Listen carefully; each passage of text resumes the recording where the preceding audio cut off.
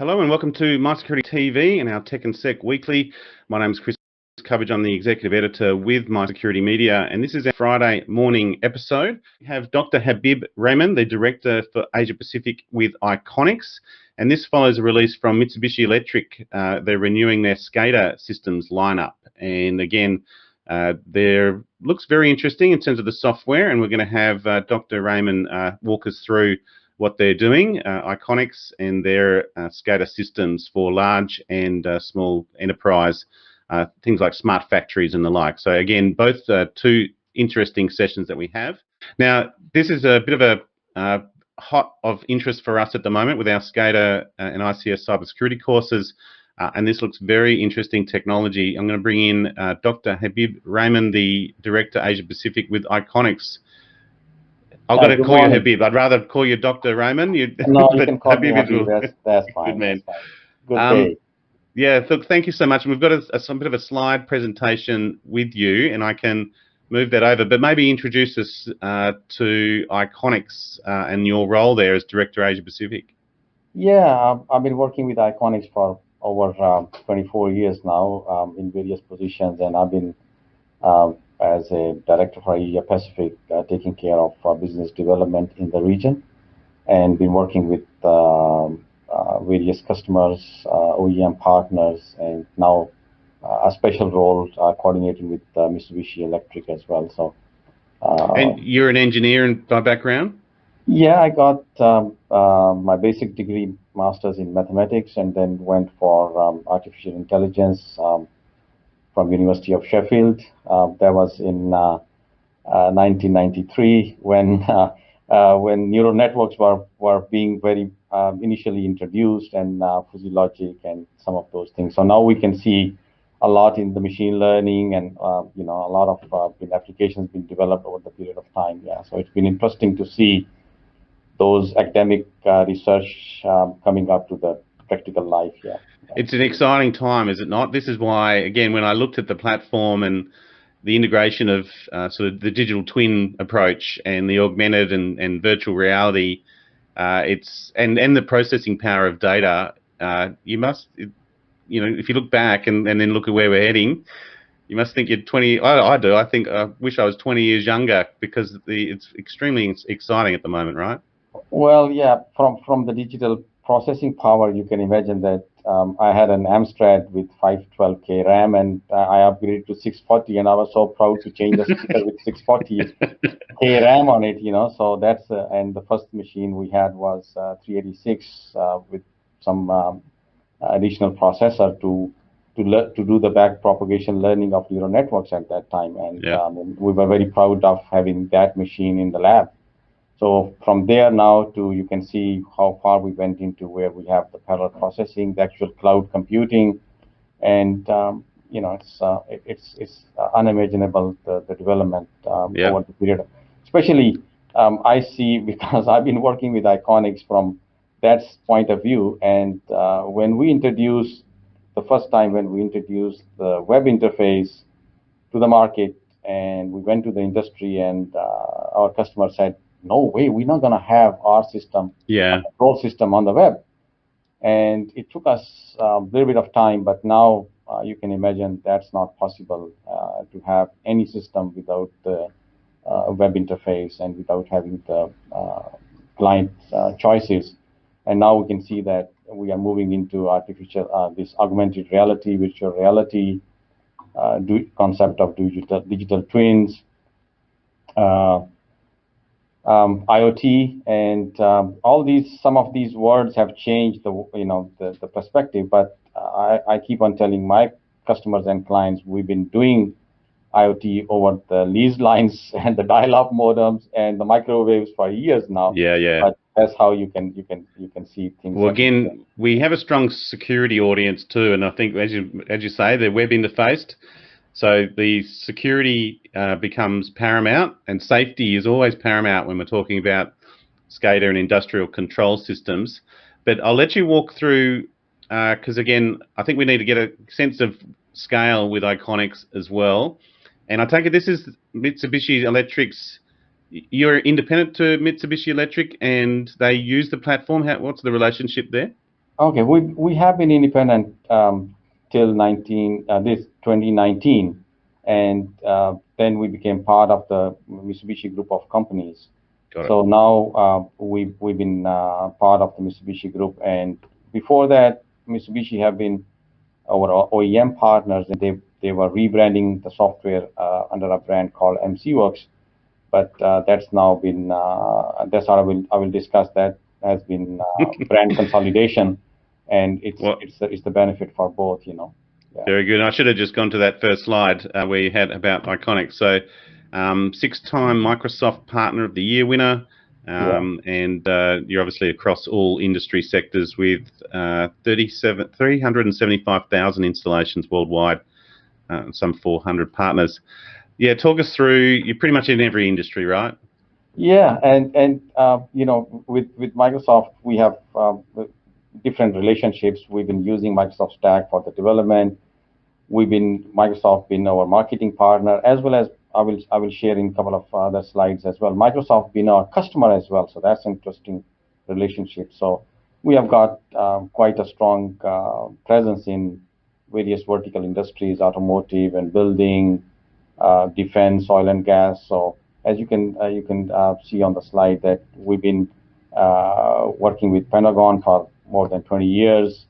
Retail industry, some of the names from building industries, mining sector, a lot of airports, a lot of manufacturing industry. So it's a whole blend of application. I have seen many of the interesting applications and visited customer sites, which was like Disney and rides, and so pharmaceutical industry, control towers at the airport. We've been data centers. See, this is what I have FOMO. I have fear of missing out because again, all of those are of interest to me. But that's why we cover on this channel. As I mentioned, we cover cities and infrastructure, and it's the technology is pervasive everywhere, and it really is changing. This next slide on the campus, do you want to talk us through the Microsoft Redmond campus?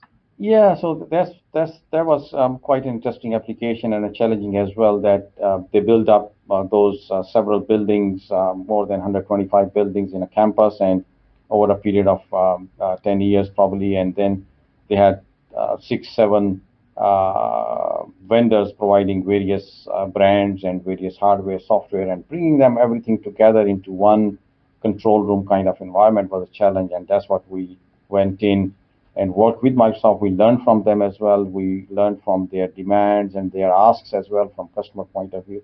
And we put up a system, and it's been there for now more than 6 years, bringing all those buildings. Now it's more than 138 buildings globally connected into the Redmond control room. And it's you can see a lot of videos and a lot of other things for that application. And out of that, the big change was 20 to 25% reduction cost on the energy, and that has given the whole return of investment for Microsoft as well, which was mind-boggling. And I mean, the scale of the application is more than 500,000 data points over the whole campus.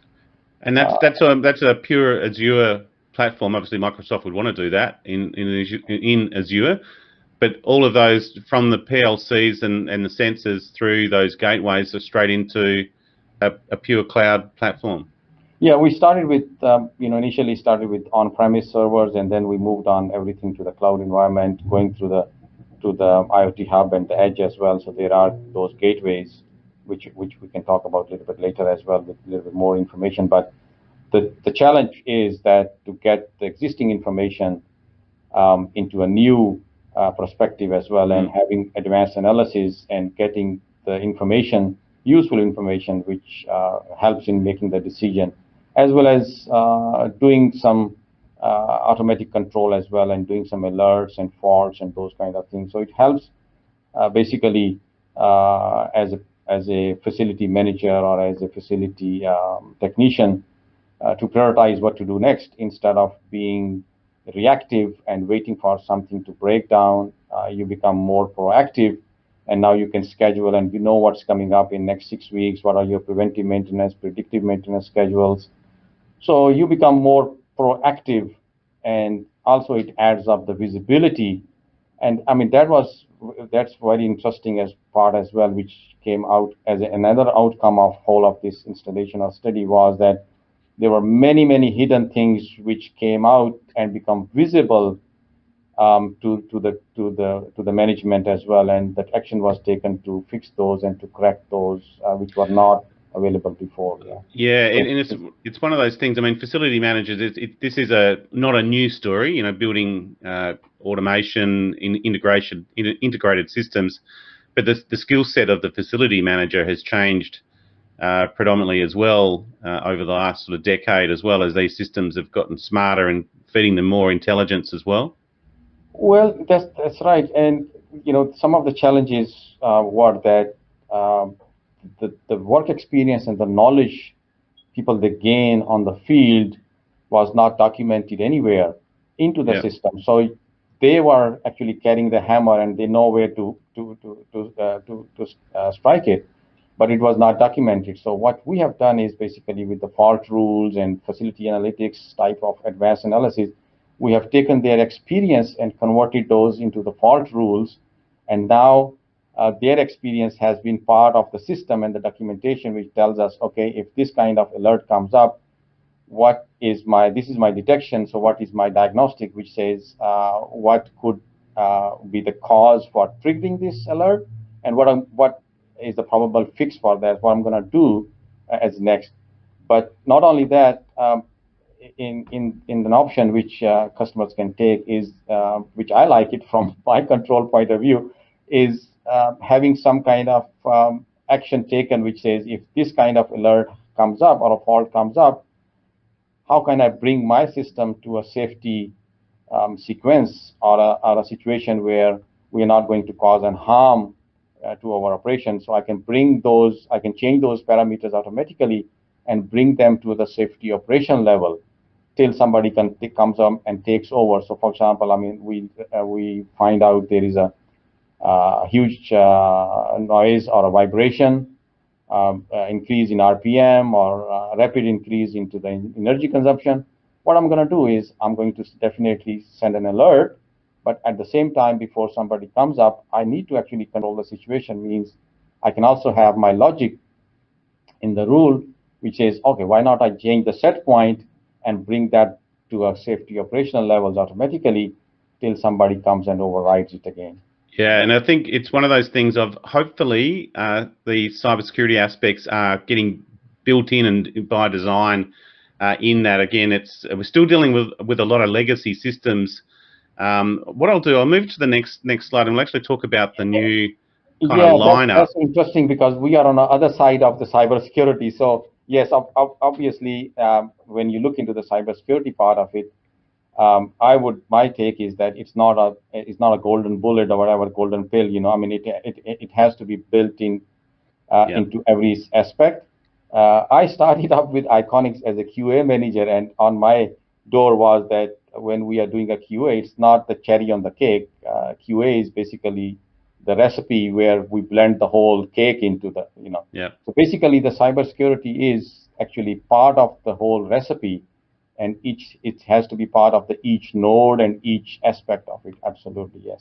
Has there been much change in terms of the PLC design as well as, you know, from that security perspective? Often, you know, the legacy systems with PLCs and the like sitting out in the field with cybersecurity was not a big factor, you know, 20 years ago, even 10 years ago, really. But, you know, I think that would have changed by now, and it's inbuilt into these systems where, you know, default settings have to be changed on a PLC now, and, you know, password strength and the like still need to be implemented. The system won't work otherwise.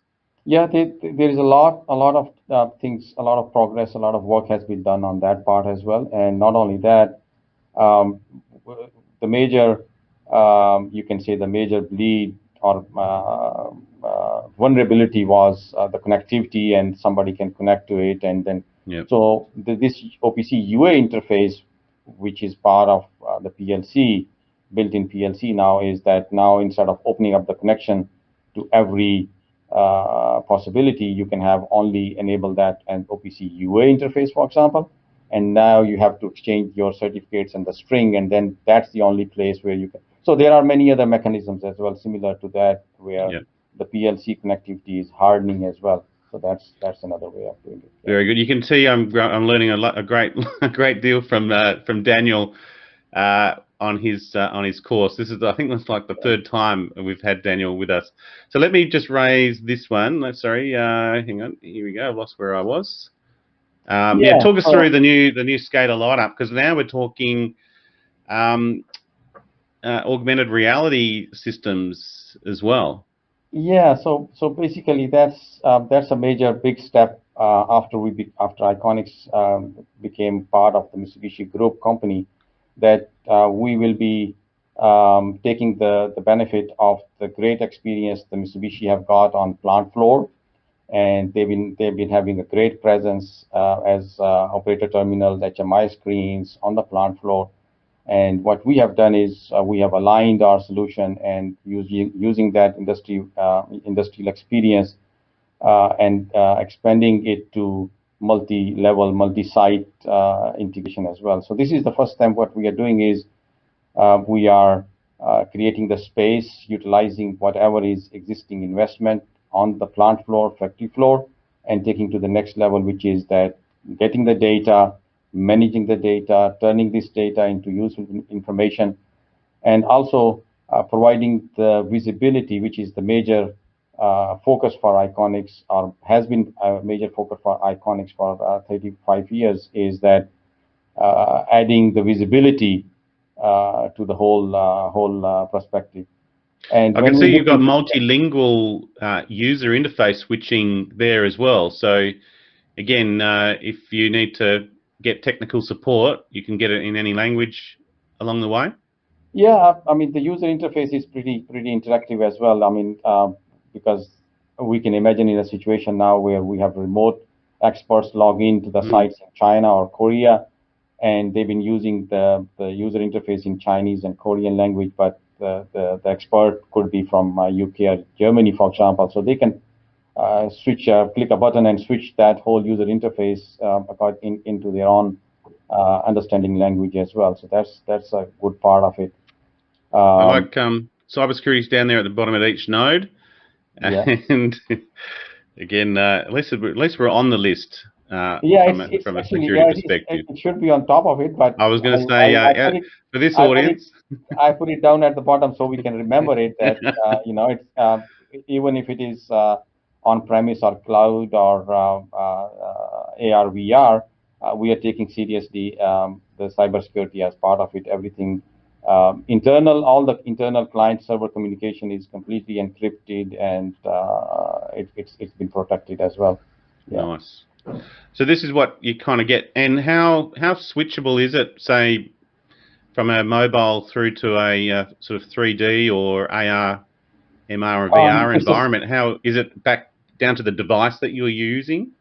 Yeah, we actually detect from the device what kind of device you have got, and we have interactive screen sizing and a user interface.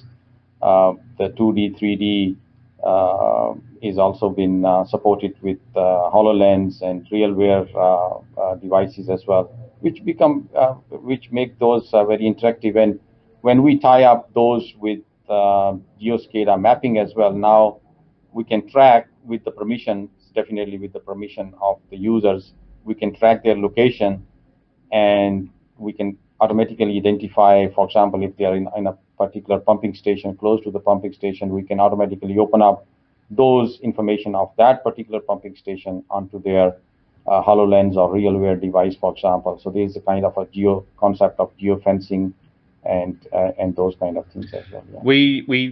I mentioned we spoke to AMTAR last week on 5G, and really that 5G provides that mobility now, not just the connectivity. We've had connectivity, but now we have full mobility at speed and scale. So how much of a 5G does that make, particularly for, say, out in the field, putting on a RealWear or probably not a HoloLens, but a RealWear, would have access to the network and being able to do remote technical guidance for the field engineer and the field operator. Is that something that you're finding more and more is now being done?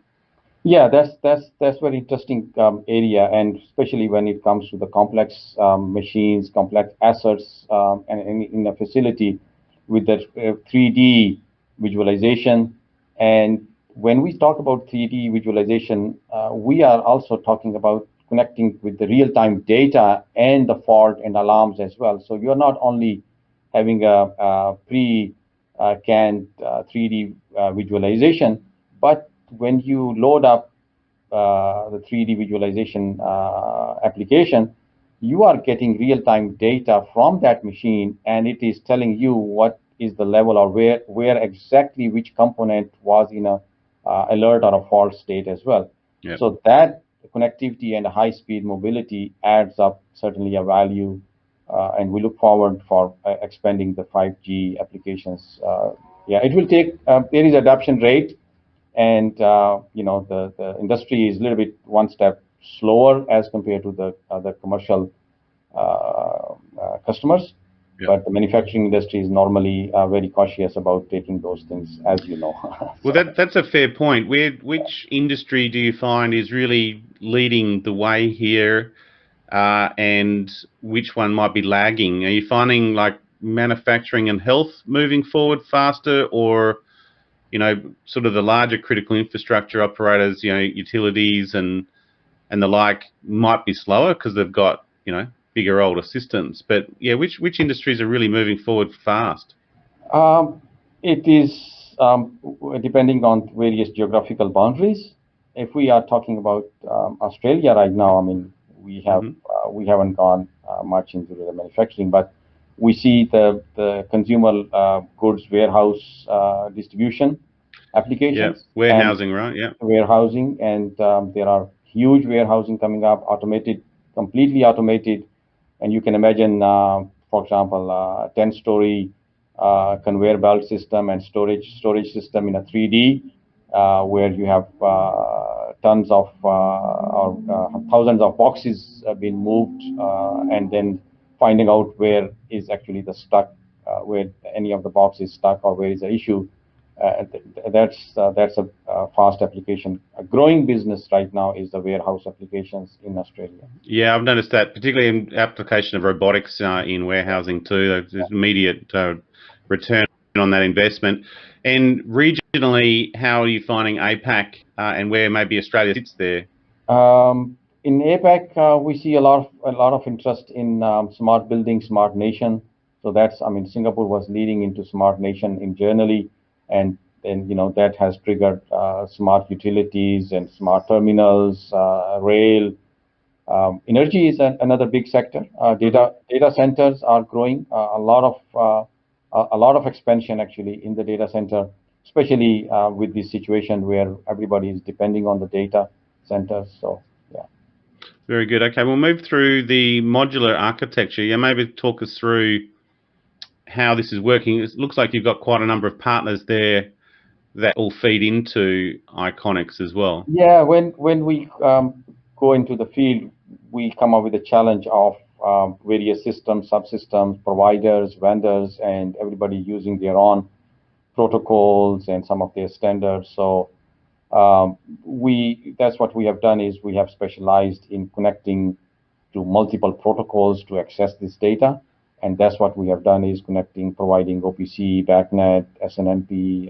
So these are PLC level protocols as well as the IT level protocols as well. So we are trying to basically bridge the OT and IT environment together, and that's where Iconic specialty comes up. And then we are providing where application services and modular approach with the pick and choose. So instead of having one mammoth system, we can have a very scalable, selectable system where you say, okay, I can only choose or pick whatever I need to use, and we deploy those applications as well. So this is kind of a modular application, where you can grow from small to a bigger, larger enterprise level system. Yeah. And what I don't want to get you on notice, but the standards, everything is standardized now as well, right? So particularly on data structure, even at the data level, yeah, they're all pretty much standardized now. So it is increasingly plug and play, or you're still finding you got to bring people over and get API development and the like for each time. Well, I would say most of the customers have got this awareness for the standardized, and they are asking for those protocols to be supported when they are making decisions and they are deploying those. But still, we have applications still in the industry where specific proprietary protocols are in place and where we have to write some bridging code or software. I mean, just imagine that. I mean, it was not required, rather it was not asked for it before, but now people, they say, we want to have live streaming CCTV streaming with HMI SCADA software. So we want to, when the alert comes up with 3D and whatever, I want to see the live streaming as well. So how can we do it if the CCTV cameras are not supported with some standard protocol like OnWave or other protocols? Yeah. So we've been doing those and putting those together. And it is that high-level interface that proprietary software still resists. They don't want to provide that interface, and you can ask for it, but sometimes they don't want to give it away. Yeah, but I think they have learned over the period of time that their survival is on standard integration and integration. But that and that is actually also causing or challenging challenging in a way from the cybersecurity as well. So when we are selecting a protocol, we have to make sure that that standard protocol has to be protected very well through various layers of security as well. I mean, like OPC UA provides certain levels of certificates exchange and MQTT and other IoT Edge and those kind of IoT Hub as well. Yeah. I am a bit of a skeptic, Habib, and the more complexity you build, there's particularly when there's code involved, there'll be a vulnerability in there somewhere. So from a pen tester and hacker community, there's plenty coming their way where they can keep playing and breaking things, and that's the idea. Talk us through network discovery for MelSex. What's this one? Well, when we have aligned up our solution and applications with Mitsubishi, the first thing was that how can we bring in all the existing investment of Mitsubishi customers into integrated system and multi-site level of integration. So the challenge was how can we do that quickly and fastly. So we have put up a network discovery tool, and we discover what are the existing PLCs and other devices available from Mitsubishi. And now we just give them, first of all, their IP addresses, and now then we need to go through the security to define how we can connect to those as well. So that's the first step. So you can map your network, basically? Map our network. And is that just an agent that goes out across the network finding anything? And is it only Mitsubishi? What about other sort of PLCs and other equipment out there that might be connected to the network? We have a very similar thing for BACnet devices and SNMP devices as well, and Ethernet IP as well. So, yeah, but many of the other devices like Siemens or other brands have their own proprietary protocols for the discovery. We haven't integrated those, but we can use OPC interface for those. Yeah. Okay, but it should tell you that something is connected to the network that maybe it's not discoverable or can't be integrated. But it should tell you that there's an IP address there. If we don't see right now, the capability is that if we can get the response for the device, we can show in the list. But if we don't have in the list, that means we are not able to communicate with that probably. So you won't even see it? We don't see it, yeah. Okay, got it. That's always something to be aware of in your SCADA network, is you want to know what's there. If you can't see it, but it's there, you could be in trouble. Yeah, the analytics looks pretty good too in terms of the dashboard that you're getting. I take it this is fully customizable and to whatever you want to do? Yeah, that was a challenge when we integrate multiple subsystems and applications and databases and so on and so forth. Then mapping those into a dashboard kind of environment was very difficult. So we put up a BI server application, which give us a multi source visualization or access to multi source mapping.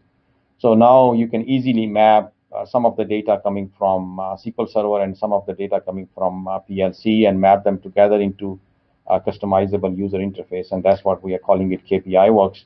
And these are very easy to create and easy to customize user level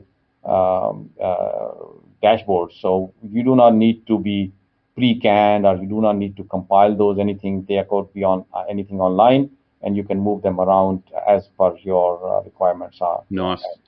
So it's a good record. If you do it properly, I can imagine it's highly informative across the business. And this is the next level, which I have most interest in as well, of how you then visualize that data and also visualize the systems. If you've got a digital twin, and I take it the digital twin now, you're seeing that increasingly coming through. Obviously, the application of, say, the CAD designs are just automatically uploaded. The ASCON drawings are all put in there, and then all the user guides and everything else, everything to do, maintenance records, all of that becomes accessible in the digital twin. And then how it's then visualized for the operator, both in the field but also in the design and maintenance level. Yeah, what happened was that the traditional HMI SCADA applications where you have multiple pages and you develop your navigation with the push buttons or check boxes to go to the next page and next page. We took a different approach and we have got something called asset works or asset tree hierarchy where you can actually define your physical world assets and then map those to the digital world as well. So you can have your a building or facility and then sections and areas, production line machines down to the machine motor level or a drive level as well. So everything comes up as a parent-child relationship. Yep. And what we have done is also that when you want to build your graphics, you do not need to build those from scratch. You can import AutoCAD drawings or Collada 3D drawings, or even the building mapping system, vector graphics, and immediately bring those and map those or connect with the real-time data. So that's one of the neat feature or nice feature is that mapping those, connecting those. So you have got a machine or a motor or exhaust fan or whatever you want to call it with the real-time animation. The data is coming from the real-time data in the PLC and the device. So what it is representing is what the physical world is. So that's exactly the digital twin representation of the digital twin. And by the way, it's not only view. If you want to have a push button or a click right onto that, you can turn it off as well, or you can change the speed. Right. So that pure physical digital interface is you press a virtual button, and you might as well be pressing the physical button, right? Well, with HoloLens and RealWear devices, we have also integrated with the voice control, so you can actually have the lights turn on and off with the voice control and those kinds nice. of things. So, did you say voice control? Yeah, it's a voice That's control. That one here.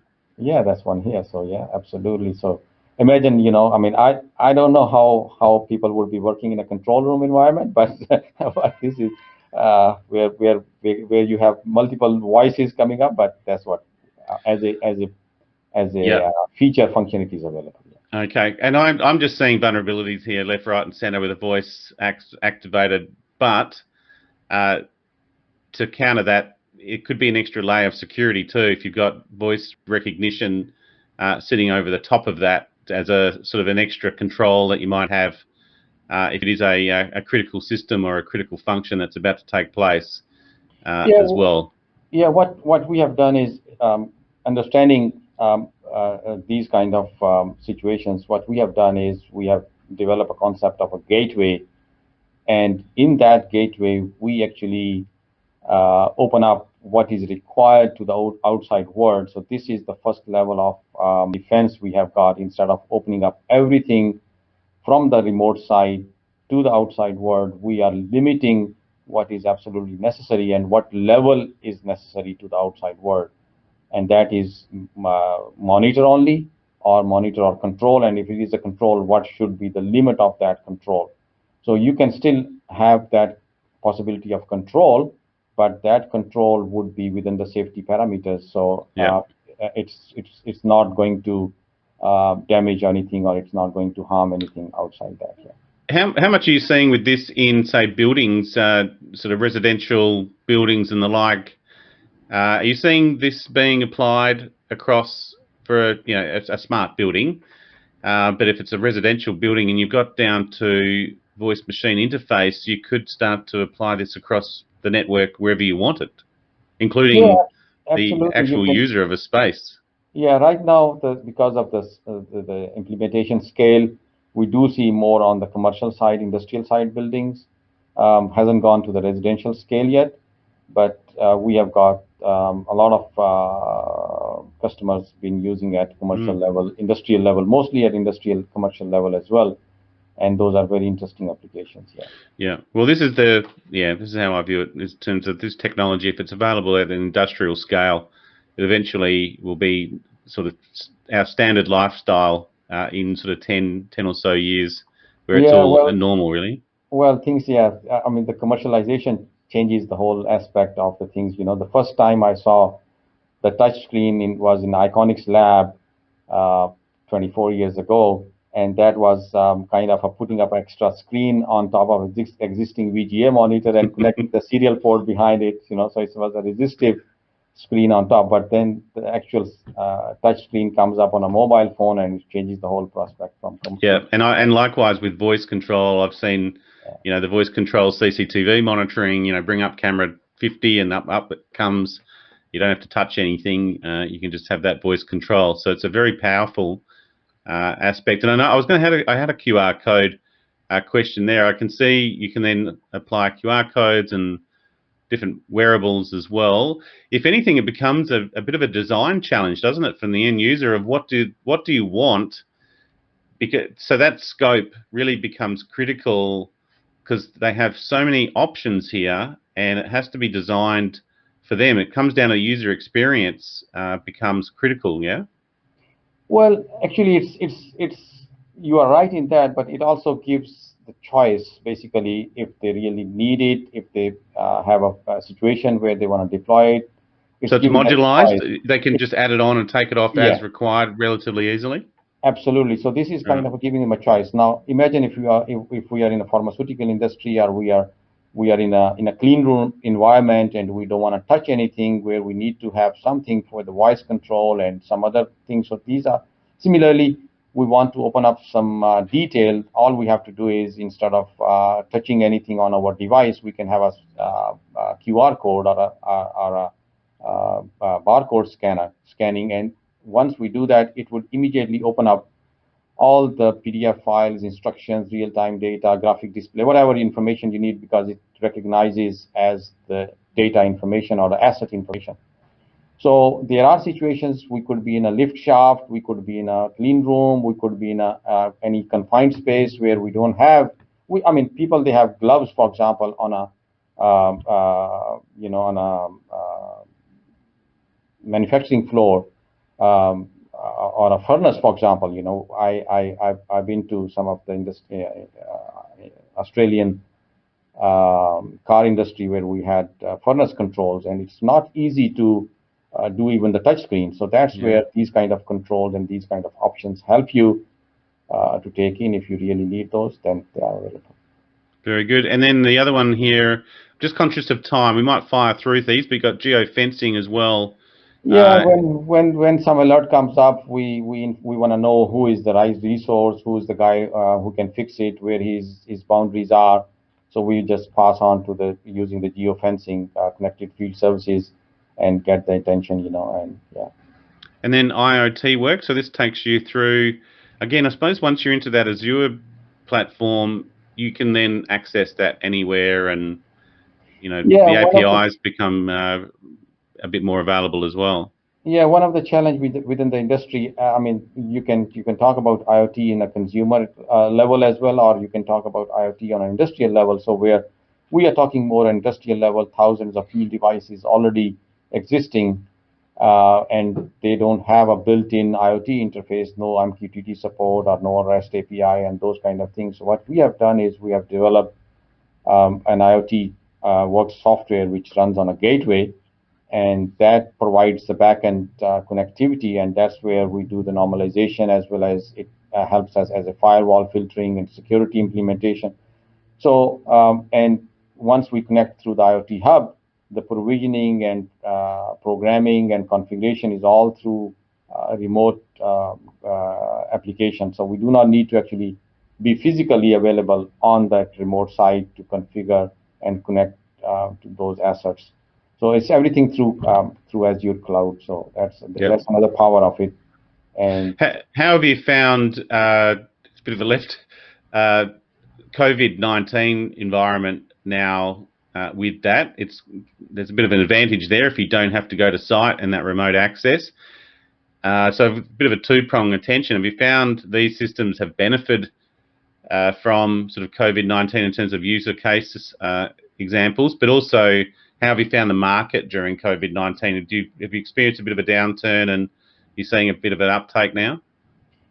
I would put in a different perspective. I wouldn't say that we have taken the advantage of COVID-19, no, but I would say that I didn't mean that. Yeah, I would say that these options actually helped us to recover and get out of that situation or cope that situation.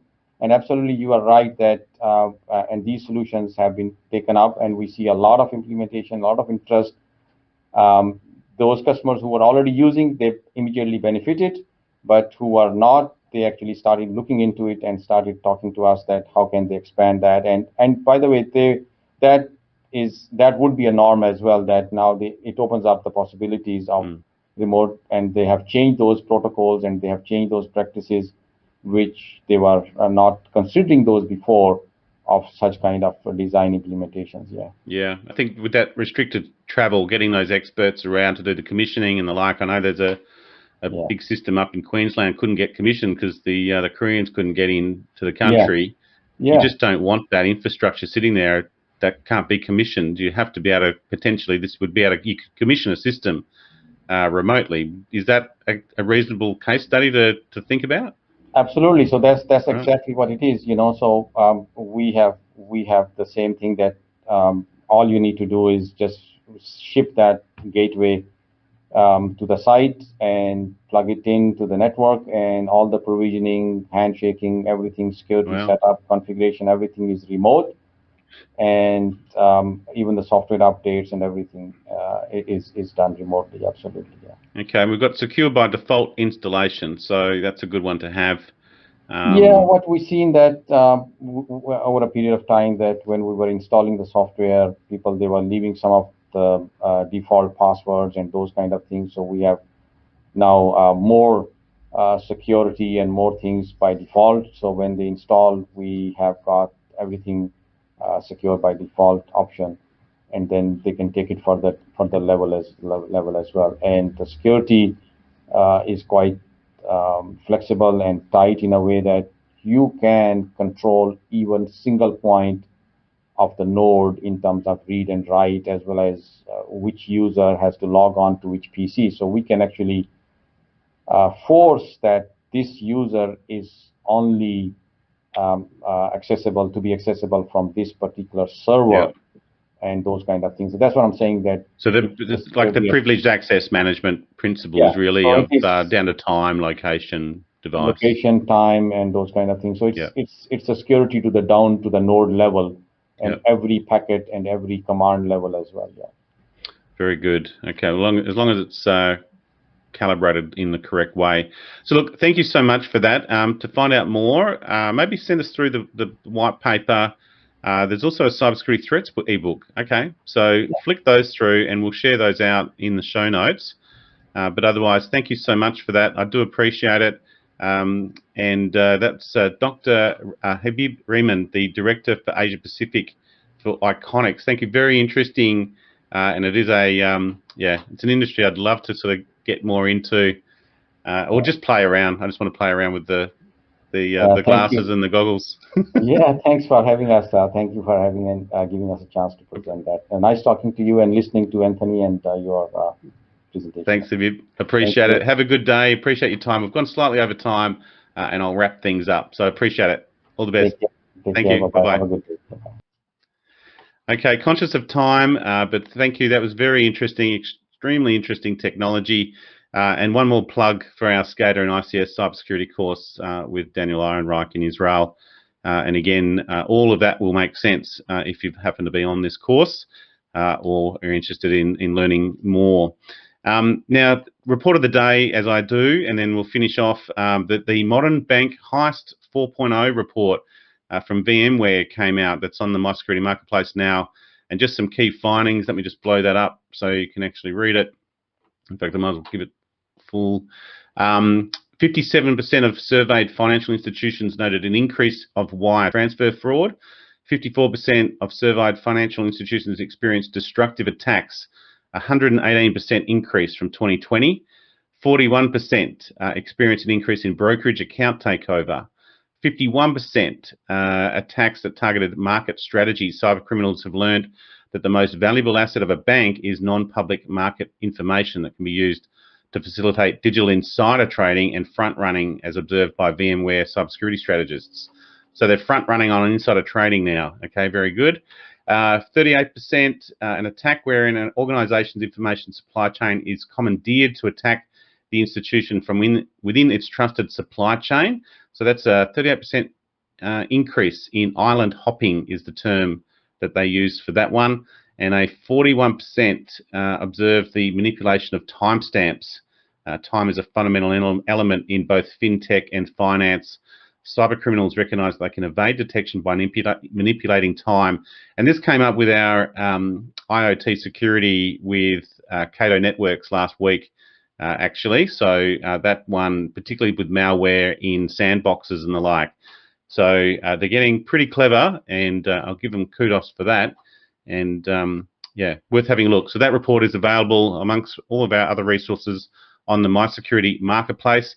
That's it from us. If you want to read some more, check out the Cyber Risk Leaders magazine, and otherwise support the channel and go to My Security or mysectv.shop and check out our Cyber War series. Thank you very much for joining us. It's great to be back on LinkedIn again after a couple of sleepy moments there. And do enjoy your day, and we'll tune back in on Tuesday. We're out of here, and enjoy your weekend.